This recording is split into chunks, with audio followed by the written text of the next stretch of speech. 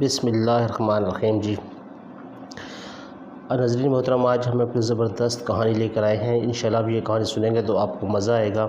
آئیے چلتے ہیں کہانی کی طرف۔ پہلے وقتوں میں کسی کو کوئی بھی حاجت درپیش ہوتی یا کوئی مشکل ہوتی تو وہ حاجت مند کے کوئی کام کرنے سے پہلے مشورہ لینے کے لیے کسی بزرگ کے پاس ضرور جاتا تھا۔ اسی طرح ایک غریب اپنی غربت کی شکایت لے کر حضرت شیخ سعدی کے پاس گیا اور کہنے لگا کہ میرے بچے زیادہ ہیں اور میری آمدنی کا کوئی ذریعہ نہیں ہے۔ اب مجھ میں فاقے کی ہمت نہیں رہی۔ کئی مرتبہ خیال کرتا ہوں کہ یہاں سے کہیں اور چلا جاؤں، مگر یہاں سے چلا گیا تو میرے بعد یہ لوگ مجھ پر طعنہ زنی کریں گے کہ اپنی اولاد کے متعلق یہ کتنا بے مروت نکلا کہ اپنی سہولت اور آرام کے لیے اپنی بیوی بچوں کو تنگ دستی میں چھوڑ کر چلا گیا ہے۔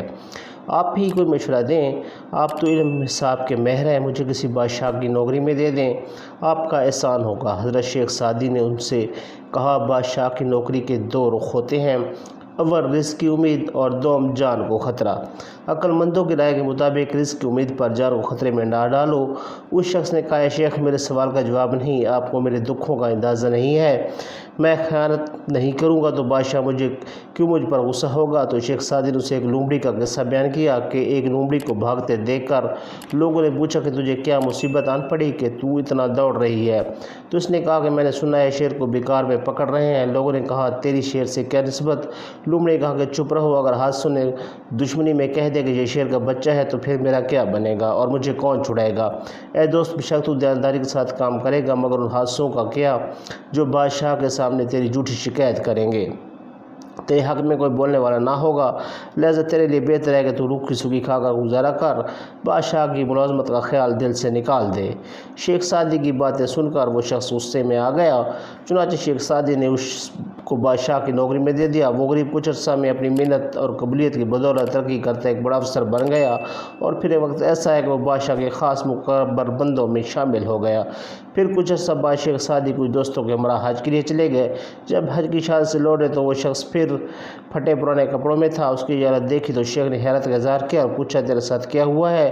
تو اس نے کہا کہ آپ کا کہنا سچ ثابت ہوا، میرے حادثوں نے مجھ پر خیانت کا الزام لگایا تو بادشاہ نے صحیح معنوں میں تفتیش نہیں کرائی۔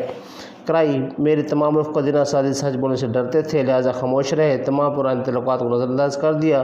لوگ بڑے آدمی کی تعریف کے لیے سینے پر ہاتھ باندھتے ہیں، اگر زمانہ اس بڑے آدمی کو گرا دے تو یہی لوگ اسے پاؤں تلے لوٹ ڈالتے ہیں۔ حضرت شیخ سعدی نے اس کو کہا، تو نے میرا مشورہ نہ مانا، اور میں نے تجھ سے نہیں کہا تھا کہ بادشاہوں کی نوکری دریا میں رہنے کے مترادف ہے جس میں بڑا خطرہ ہے، اور میرے کان میں نصیحت کی بات نہیں پہنچی؟ تو کیا تو جانتا نہیں کہ تیرے پاؤں میں بیڑیاں پڑ سکتی ہیں؟ اگر تجھے دوسری مرتبہ ڈانگ کھانے کی شکر نہیں تو بچھو کے بل میں کیوں انگلی ڈالتا ہے؟ نصیحت ضرور رفع دیتی ہے، دانا شخص جو بیکار کی بدولت تمہیں کوئی نصیحت کرتا ہے، جب بیوقوف شخص اپنی ناتجربہ کاری اور کم علمی کے باعث سراسر نقصان اٹھاتا ہے۔ تو یہ تھی ہماری آج کی سٹوری۔ آپ کو ہماری یہ کہانی پسند آئی ہوگی۔ اگر آپ مزید اسی طرح کی اچھی کہانیاں دیکھنا چاہتے ہیں تو ہمارے چینل کو سبسکرائب کیجیے، ویڈیو کو لائک اور شیئر کیجیے تاکہ ہماری ہر نئی آنے والی ویڈیو آپ کو بر وقت ملتی رہے۔